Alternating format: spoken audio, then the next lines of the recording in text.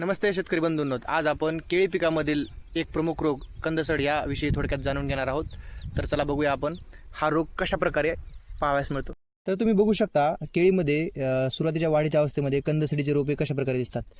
जर निरखून जवळून जर बघितलं तर हे निघणारा जो पोंगा असतो तो अशा प्रकारे अडकतो आणि याचं प्रमुख कारण जर बघितलं तुम्ही तर ह्या पोंग्यामध्ये अशा प्रकारे माती गेलेली असते.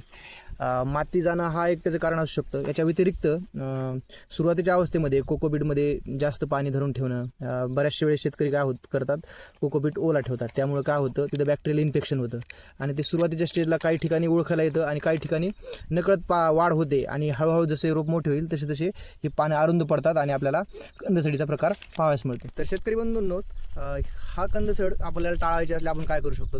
सर्वप्रथम ज्यावेळेस रोप येत असतं त्यावेळेस पाणी पाहिजे तेवढ्याच प्रमाणामध्ये द्यायचे, अतिरिक्त पाणी द्यायचं नाही. त्यानंतर रोपाची जी लागवड असते रोपाची लागवड बेडवर करायची, जेणेकरून अतिरिक्त मोठ्या प्रमाणामध्ये जर पाऊस आला, पावसाचे ठेंब ह्या पोंग्यामध्ये जाणार नाहीत आणि माती जाणार नाही.